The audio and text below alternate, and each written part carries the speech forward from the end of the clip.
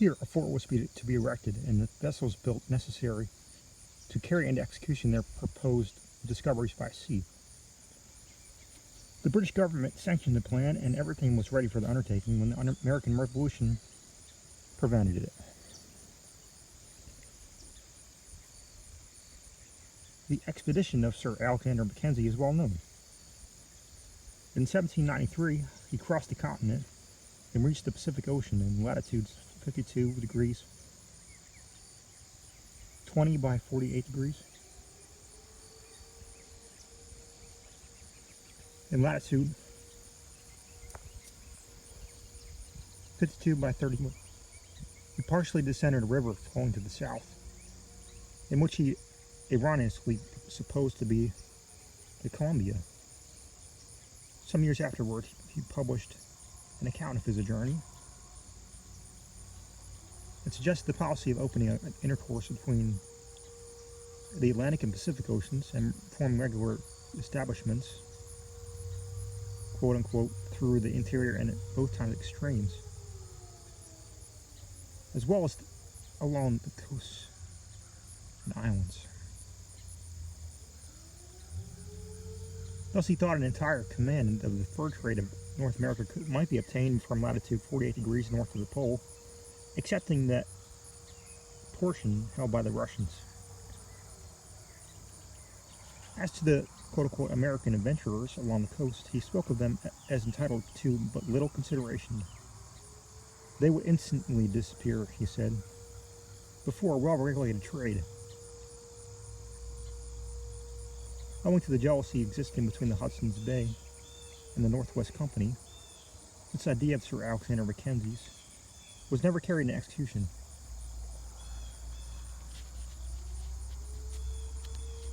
The successful attempt of Messrs. Lewis and Clark was accomplished, it will be remembered, in 1804. Their course was that proposed by Captain Carver in 1774. They passed up the Missouri to its headwaters, crossed the Rocky Mountains, discovered the source of the Columbia, and followed that river down to its mouth. Here they spent the winter and retraced their steps in the spring. The reports declared it practicable to establish a line of communication across the continent, and first inspired Astor with the design of, quote-unquote, grasping with his individual hands this great enterprise for years, which for years had been dubiously yet desirously contemplated by powerful associations and maternal governments. The scheme was gradually matured. Its main features were as follows. A line of trading posts was to be established along the Missouri and the Columbia, to the mouth of the latter, which was to be found at the chief mart. On all the tributary streams throughout this immense route were to be situated inferior posts trading directly with Indians for the peltries.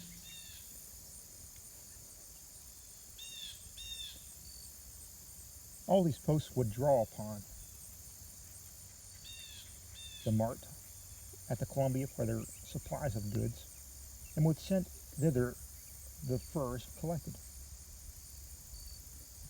At this latter place also were to be built and fitted out coasting vessels for the purpose of trading along the northwest coast, returning with the proceeds of their voyages to the same general rendezvous. In this matter, the whole Indian trade, both of the coast and the interior, would converge to one point.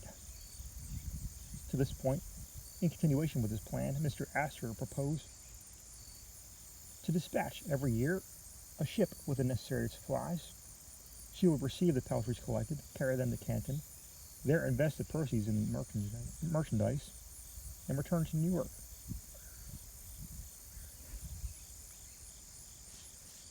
Another point was also to be attended to. In coasting to the northwest, the ship would be brought into contact with the Russian Fur Company's establishment in that quarter, and as a rivalry might ensue, it was politic to conciliate the goodwill of that body. It depended chiefly for its own supplies upon its transient trading vessels from the United States. The owners of these vessels, having nothing beyond their individual interest to consult, made no scruple of furnishing the natives with firearms, and were thus productive of much injury. To this effect, the Russian government had remonstrated with the United States, urging to have the traffic in arms prohibited, but no municipal law being infringed, our government could not interfere. Still, it was anxious not to offend Russia, and applied to Mr. Astor for information as to the means of remedying the evil, knowing him to be well versed in all the concerns of the trade in question. This application suggested to him the idea of paying a regular visit to Russian settlements with his annual ship. Thus, being kept regularly in supplies, they would be independent of the casual traders, who would consequently be excluded from the coast. This whole scheme Mr. Astor communicated to President Jefferson, soliciting the countenance of the government. The cabinet, quote-unquote, joined in warm approbation of the plan and held assurance of every protection that could, consistently with general policy, be afforded. In speaking of the motives which actuated Mr. Astor in an enterprise so extensive, Mr. Irving, we are willing to believe, has done that high-minded gentleman no more than the simplest species of justice. He was already, says our author, wealthy beyond the ordinary desires of man, but now aspire to that honorable fame which is awarded to men of similar scope of mind, who by their great commercial enterprise have enriched nations, peopled wildernesses, and extended the bounds of empire. He considered his projected establishment at the mouth of the Columbia as the emporium to the immense commerce. As a colony that would form the germ of a wild civilization that would in fact carry the American population across the Rocky Mountains and spread it along the shores of the Pacific, as it already animated the shores of the Atlantic.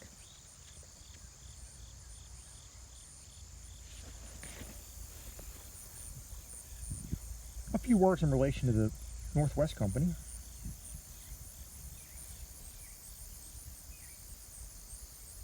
This body, following out in part in its suggestion of Sir Alexander Mackenzie, had already established a few trading posts on the coast of the Pacific. In a region lying about 2 degrees north of the Columbia, thus throwing itself between the Russian and American territories, they would contend with Mr. Astor at an immense disadvantage, of course. They had no good post for the receipt of supplies by sea, and must get them with great risk, trouble, and expense overland. Their peltries would have to be taken home the same way, for they were not at liberty to interfere with the East India Company's monopoly by shipping them directly to China. Mr. Astor would therefore greatly undersell them in the principal market.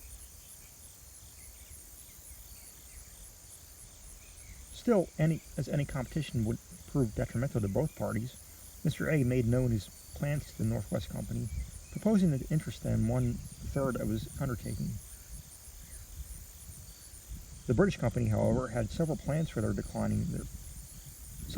declining their proposition, not the least forcible of which, we presume, was their secret intention to push on a party forthwith and forestall their rival in establishing a settlement at the mouth of the Columbia.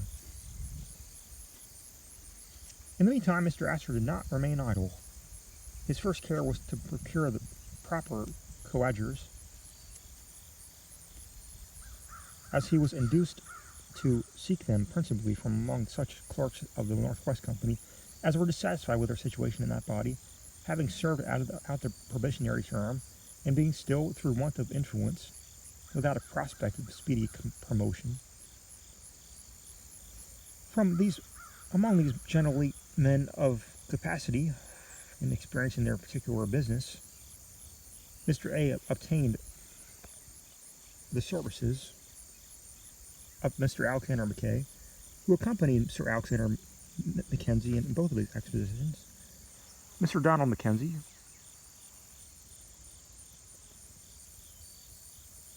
and Mr. Duncan McDougall, Mr. Wilson Price Hunt, a native citizen of New Jersey, and a gentleman of great worth, was afterwards selected by Mr. Astor as his chief agent and as the representative of himself at the contemplated establishment.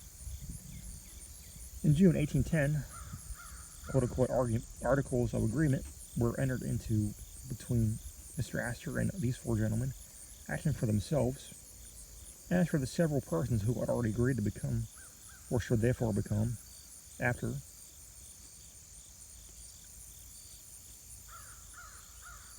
thereafter become, associated with under the firm of the Pacific Fur Company.